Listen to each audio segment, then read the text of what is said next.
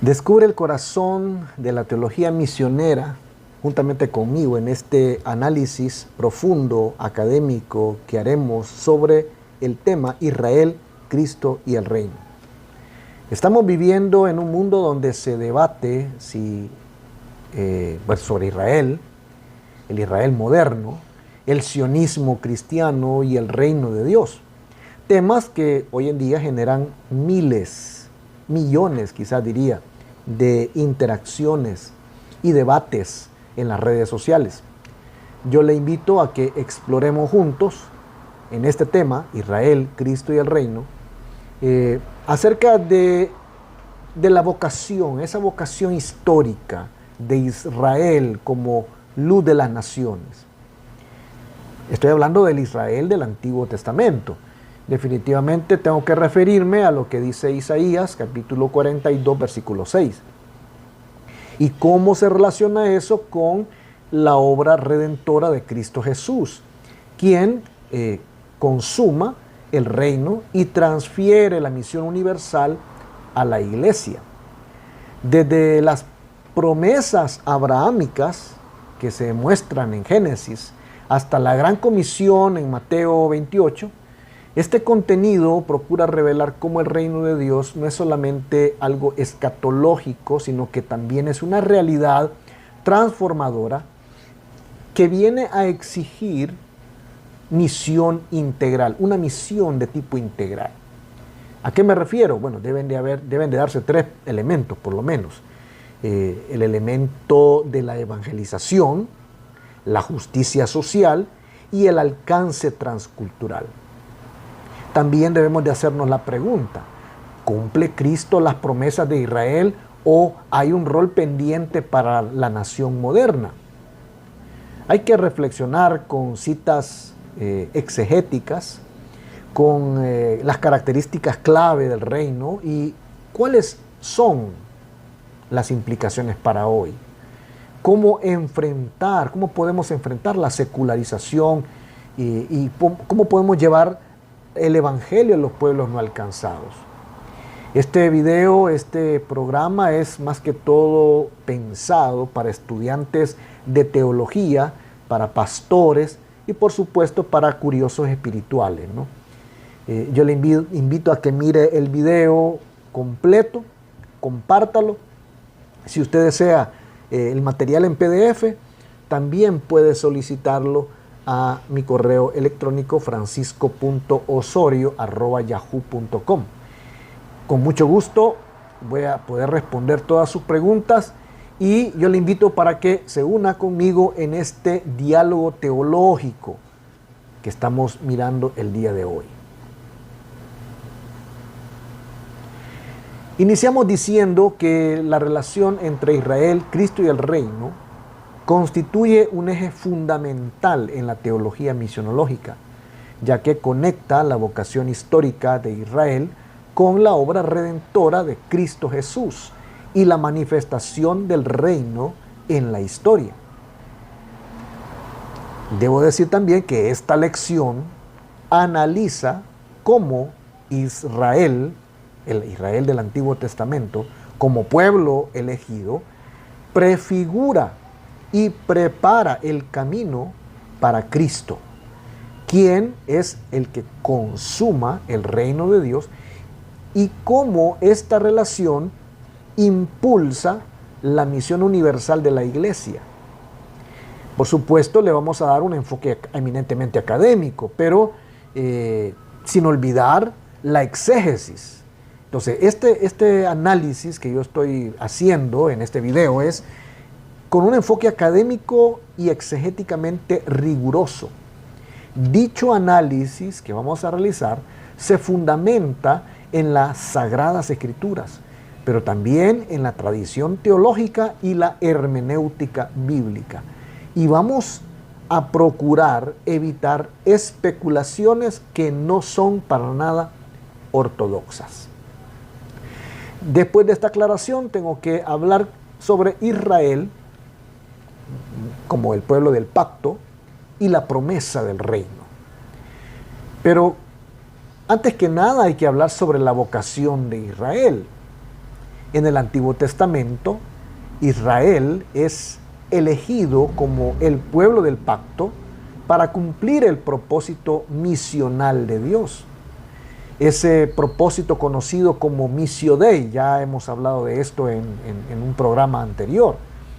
En Génesis, capítulo 12, versículos del 1 al 3, Dios promete a Abraham que a través de su descendencia serán benditas todas las familias de la tierra.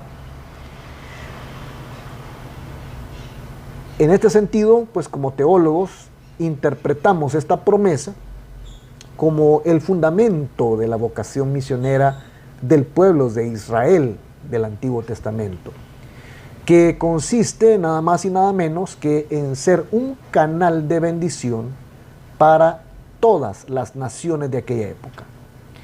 Esta elección se formaliza o se formalizó en el pacto del Sinaí. Ese pacto está descrito en el libro de Éxodo, capítulo 19, versículos 5 y 6, donde Israel es designado como un reino de sacerdotes y una nación de gente santa, con la responsabilidad de reflejar el carácter de Dios y mediar su presencia ante el mundo. En este sentido, el concepto del reino de Dios, pues, que se presenta en el Antiguo Testamento, está intrínsecamente ligado a la soberanía de Dios. Esa soberanía de Dios se muestra en pasajes, muchos pasajes. Yo puedo por lo menos citar uno, el Salmo 47, versículos 7 y 8, donde se proclama que Dios es el Rey de toda la tierra. Y también puedo traer a la memoria el pacto davídico que se encuentra descrito en segundo libro de Samuel, capítulo 7, versículos del 12 al 16, donde se promete un rey eterno cuya dinastía manifestará el reinado de Dios. Entonces, desde esta perspectiva, como teólogos, podemos decir que la monarquía davídica viene a prefigurar el reino mesiánico y prepara el escenario para la venida de Cristo Jesús. Pero también aquí tenemos que mirar cuál es la misión, a qué se refiere con la misión de Israel, una misión que también tenía sus limitaciones. Cuando leemos el Antiguo Testamento nos damos cuenta que el pueblo de Israel tuvo la oportunidad de ser luz a las naciones. Eso se encuentra descrito en Isaías, capítulo 42, versículo 6. ¿Cuál era el trabajo, cuál era la tarea que se le había otorgado, el privilegio que se le había dado a Israel? Bueno, atraer a los pueblos al conocimiento de Dios a través de dos cosas: la manifestación de su obediencia, actos de obediencia, y en segundo lugar a través de la justicia, o sea, actos de justicia. Ejemplos como la conversión de Rahab, que se encuentra descrito en el libro de Josué capítulo 2, o la visita de la reina de Sabá, que se encuentra descrito en el primer libro de los Reyes, capítulo 10, versículos del 1 al 9, vienen a nosotros para ilustrar cómo el testimonio de Israel como pueblo podía impactar a los gentiles. Sin embargo, Israel frecuentemente falló en su vocación debido a la idolatría, debido a que procuró los actos de injusticia, o sea, no solamente los procuró, también avaló actos de injusticia, y el exclusivismo. Esto se encuentra descrito en Jeremías capítulo 2, versículos del 11 al 13, y Amós capítulo 5, versículos del 21 al 24. Cuando hablo de exclusivismo, estoy diciendo de que ellos pues consideraban que son el pueblo de Dios y no había más que ellos, y nadie más puede entrar a ese pequeño círculo. ¿verdad? Y que solamente se podía hacer por nacimiento. Entonces, esto lo llevó a ellos al fracaso, pero a pesar de estos fracasos, de los cuales yo me estoy refiriendo y que los podemos encontrar a medida que vamos leyendo todo el Antiguo Testamento, Dios utilizó incluso estos fracasos, como por ejemplo el exilio babilónico, para extender su testimonio. Como se ve, por ejemplo, la influencia de Daniel, ¿no?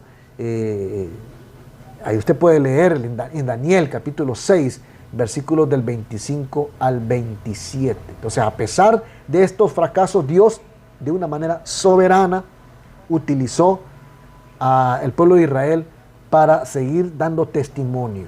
¿Ya? Eso es lo que nosotros encontramos ahí. Ahora, ya en el Nuevo Testamento encontramos a Cristo. Y en Cristo, en la persona de Cristo Jesús, encontramos la consumación del reino. Jesucristo, podemos decir, es la culminación de la vocación de Israel. Y es el agente principal del reino de Dios. En el libro de Gálatas, capítulo 3, versículo 16, Pablo interpreta que la descendencia que le fue prometida a Abraham es Cristo Jesús.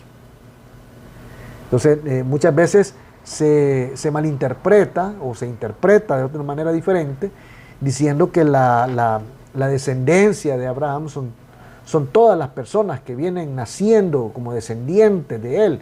Pero recuerde que el deseo de Dios, el plan de Dios es redimir a la humanidad. El plan de Dios no es solamente tener un grupo exclusivo para él, sino es que a través de la persona de Cristo Jesús el mundo pueda ser salvo, ¿ya? Entonces, cuando nosotros vemos promesas como las que se le da a Abraham en el Antiguo Testamento, son figuras de Cristo Jesús. Le voy a poner un ejemplo. En Gálatas capítulo 3, versículo 16, allí Pablo, léalo por favor, él interpreta que la descendencia que se le prometió a Abraham es Cristo. ¿Por qué? Porque se universaliza la bendición del pacto. Eso es lo que está diciendo el apóstol ahí. Exegéticamente, la proclamación de Jesús, por ejemplo, en Marcos, capítulo 1, versículo 15, donde se nos dice, el tiempo se ha cumplido y el reino de Dios se ha acercado. Arrepentidos, dice ahí, y creed en el Evangelio. O sea, estas palabras indican que el reino de Dios irrumpe, entra, así como decimos en buen salvadoreño, patada al pecho, ¿verdad?, en la historia, a través de la persona y de la obra de Cristo Jesús.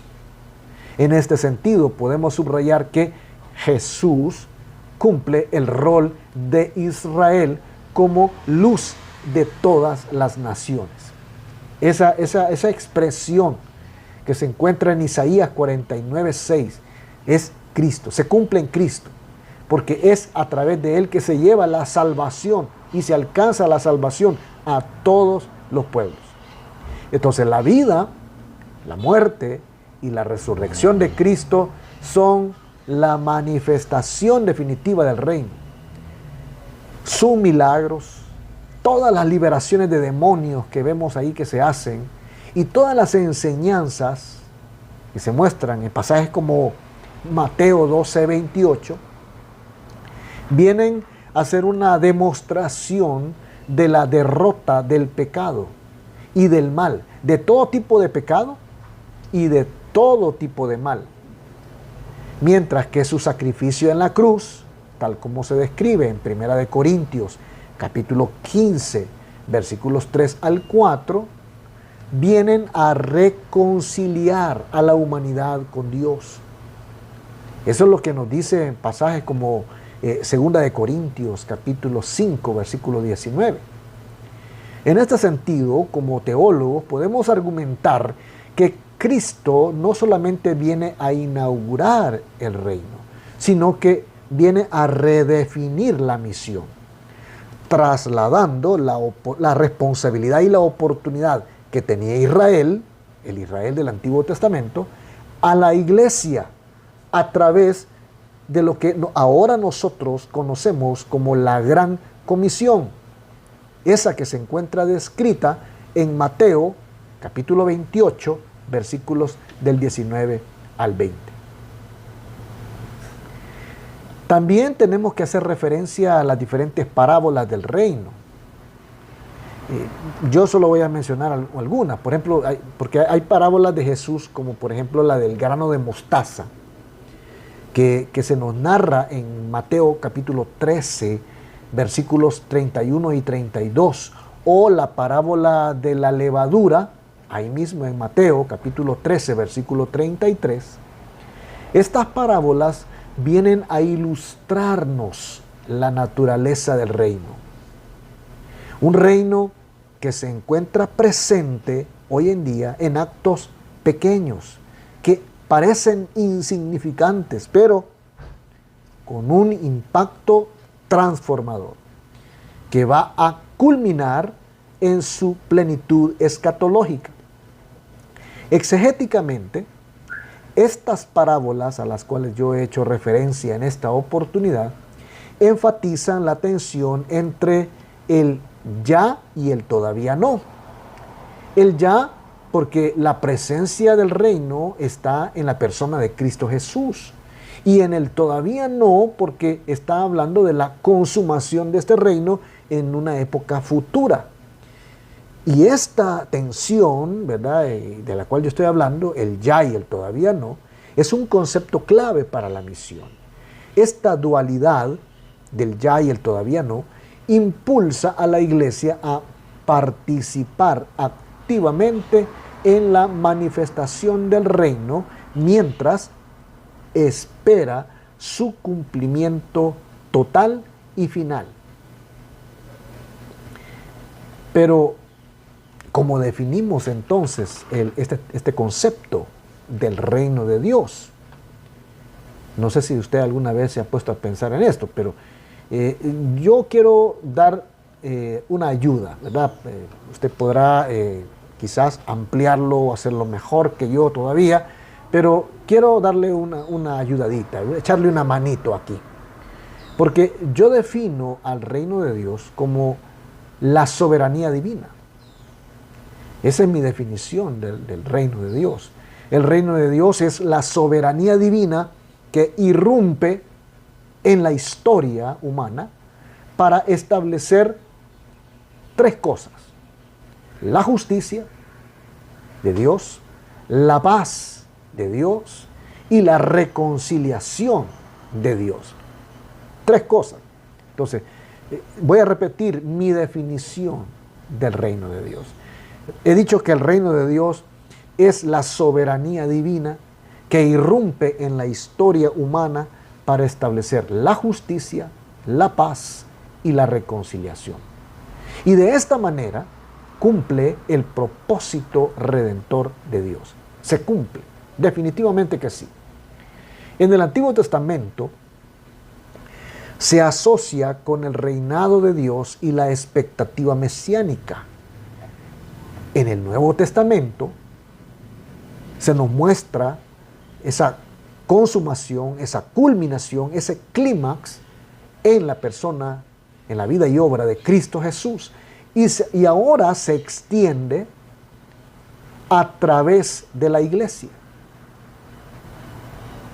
Y este reino, el cual se está extendiendo hoy en día, bueno, el año en que estoy haciendo este video es el año 2025, pero posiblemente hayan personas que nos van a ver en el año 2026, 2027 y los siguientes. Para todas estas personas deben de saber que el reino se sigue extendiendo. ¿Cómo? A través de la iglesia, a través de usted, a través de mí. Posiblemente cuando yo haya muerto, cuando yo haya fallecido, habrá gente que me estará mirando este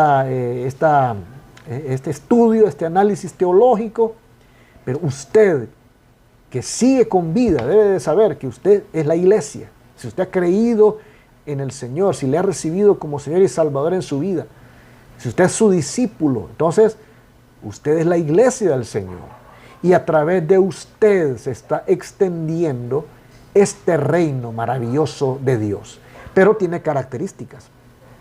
Y a eso me quiero referir en esta oportunidad. ¿Cuáles son las características? ¿O qué incluyen las características del reino de Dios? Bueno, número uno, la soberanía divina. ¿Por qué? Porque el reino, hemos dicho, es la autoridad de Dios. Una autoridad que viene a derrotar totalmente el pecado. Viene a eliminar, viene a acabar totalmente todo tipo de pecado y el mal. Entonces, note usted, la primera característica del reino de Dios es la soberanía divina. En segundo lugar, está la justicia y la paz. Porque aparte de que el reino de Dios viene a derrotar el pecado, todo tipo de pecado y el mal o la maldad, todo tipo de maldad, debemos de reconocer que una característica fundamental del reino de Dios es la justicia y la paz. Refleja, entonces, en otras palabras, el reino de Dios viene a reflejar los valores del reino de Dios. Estos valores exigen, demandan equidad, igualdad. A algunos no les gusta esto de la igualdad, porque algunos están en su mente, pues todavía con la idea, ¿verdad?, de que algunos son superior a otros. Algunos son más, otros son menos. Se habla de rangos, se habla no solo de rangos, se habla de estatus social, estatus de liderazgos, ¿verdad? Incluso se habla de dominio de género o de sexos, ¿verdad? El sexo masculino es superior al femenino, pero en el reino de Dios hay igualdad y hay también reconciliación. ¿Usted no me lo cree? Bueno, lea por favor pasajes como Isaías capítulo 9, versículo 7 y Romanos, carta del apóstol Pablo a los Romanos, capítulo 14, versículo 17. Una característica del reino de Dios, de la manifestación del reino de Dios en esta época, es que refleja los valores de Dios. Se exige equidad y reconciliación. Si no hay esto, pues estamos hablando de que en esa sociedad no se está reflejando el reino de Dios, los valores del reino. En tercer lugar, el reino de Dios es escatológico, tiene esa característica de la escatología, porque es presente en Cristo Jesús, está presente en la iglesia, en los creyentes, pero espera su plenitud en la segunda venida. Aquí yo debo de aclarar, cuando estoy hablando de que el reino de Dios está presente en Cristo, creo que todo el mundo lo tiene bien claro, ¿verdad? Tiene la idea. Pero a veces se malinterpreta cuando se habla de la iglesia. Piensan que estamos hablando de la organización. Entonces, los líderes son parte de la organización del reino de Dios, y eso no es así, ¿verdad? O sea, cada denominación, cada organización tiene líderes, pero no es ahí donde se manifiesta. Los líderes creyentes, genuinos, deberían de manifestar a través de sus acciones estos valores del reino que estoy mencionando. Pero está presente en la iglesia, en cada persona que ha creído en Cristo Jesús. Ellos son la iglesia. No estamos hablando de organizaciones, no estamos hablando tampoco del templo, de las paredes. No estamos hablando de que el reino de Dios es la iglesia y que cuando piense usted en la iglesia, piense en una organización o piense usted en un edificio, sino piense en personas, en la gente que ha creído en Cristo Jesús, ¿ya? Pero por otro lado, en cuarto lugar, tiene la característica del reino de Dios que es universal. Esa universalidad, porque abarca a todas las naciones, cumpliendo de esta manera la promesa abrahámica. Y se nos muestra esto en Apocalipsis capítulo 7, versículo 9.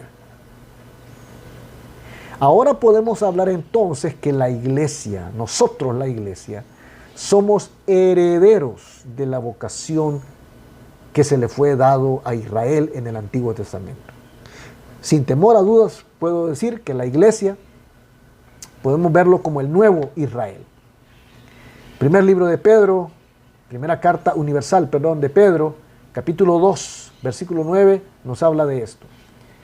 La iglesia viene a heredar la vocación misionera de Israel, siendo llamada a ser luz del mundo. No estoy diciendo de que ahora nosotros, al decir que somos el nuevo Israel, estamos diciendo de que nosotros ahora, de nosotros es el derecho de vivir en la tierra de Palestina o la de Canaán del Antiguo Testamento, del Nuevo Testamento. No estoy hablando de eso. No se confunda. Estoy diciendo de que esa herencia, ¿verdad?, de esa vocación que fue entregada y heredada al Israel del Antiguo Testamento, ahora le corresponde esa vocación a la iglesia. La iglesia tiene una vocación misionera. Misiones no es solamente traje típico, banderas de otros países, comida típica, viajes al extranjero. No, eso no es misiones. Misiones es cumplir esto que estoy diciendo yo, mostrar esa vocación misionera, cumplir con esa vocación misionera, ser luz a las naciones. Cuando usted y yo como iglesia somos luz a una persona aquí mismo en el país, estamos cumpliendo con esa herencia y con esa vocación misionera de ser luz del mundo. Entonces aquí debemos destacar que la iglesia, como iglesia, participamos en el reino mediante la proclamación del evangelio y mediante la encarnación de sus valores en contextos culturales diversos. Aquí yo debo de decir algo, hago un paréntesis, porque usted en muchos eventos misioneros, usted va a oír que misiones es o se hace con las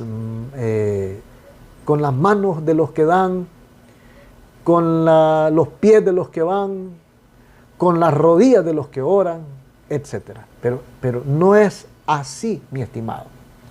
No es así como se participa en esta vocación misionera. Sí, es cierto, hay que ofrendar, ¿verdad?, para el trabajo misionero. Sí, no estoy diciendo que no, pero no es solamente de dar ofrenda y ya. Porque la iglesia, la forma en que la iglesia participa en el reino de Dios, en la vocación misionera, es a través de la proclamación, del anuncio del evangelio, del mensaje de las buenas nuevas, y a través de encarnar, es decir, yo vivir, eso es encarnar, vivir los valores del reino de Dios en diferentes contextos culturales. No se trata de decir, mira, tu cultura no sirve, aprende de mí. No, se trata de encarnar los valores del reino de Dios, vivir de acuerdo a los valores del reino de Dios en contextos culturales diversos. Esto nos lleva a la misión integral. Esta misión integral que combina la evangelización con la manifestación de la justicia social. ¿Por qué hablo de la justicia social? La justicia social es reflejar el reino de Dios en acciones concretas. No basta solo con hablar, con predicar.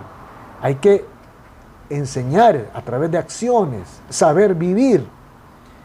Por ejemplo, solo por poner un ejemplo, atender, cuidar a aquellas personas que la sociedad hoy en día margina, que tiene descuidados totalmente.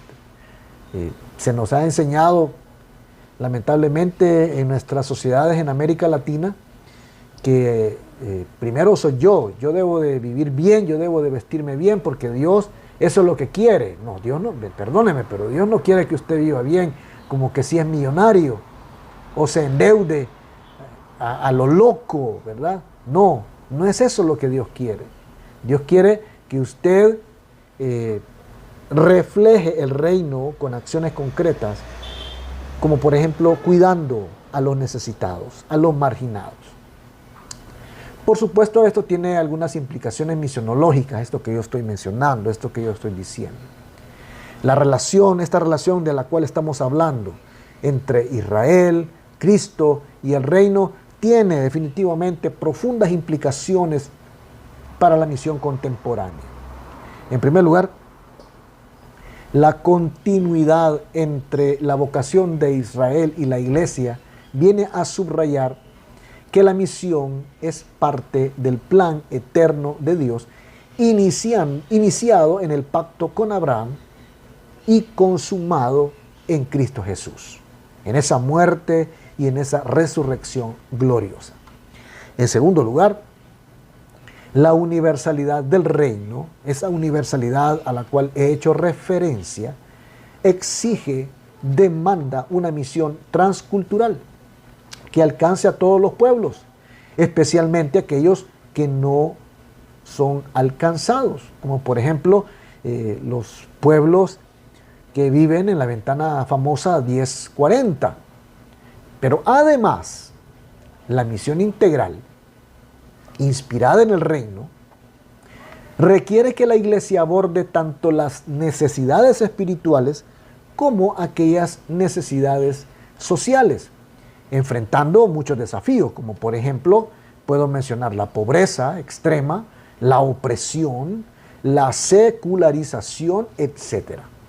Finalmente, la fidelidad de Dios a Israel, a pesar de su fracaso. O sea, cuando usted lee el Antiguo Testamento, se da cuenta de que Israel fracasó muchísimas veces, no solo una, ni dos, ni tres, muchísimas veces. Pero a pesar de esos fracasos, Dios fue fiel. Él ha sido fiel con Israel. Y esa fidelidad de Dios hacia Israel, demostrada en el Antiguo Testamento, a pesar de sus fracasos, debe de venir a animarnos a nosotros, como iglesia, a perseverar en la misión y confiar de una manera plena en la soberanía divina. Él sigue siendo fiel. Y para concluir, hemos estado hablando de la relación, ¿no?, entre Israel, Cristo y el reino de Dios. Y esta relación viene a revelarnos la coherencia del plan redentor de Dios.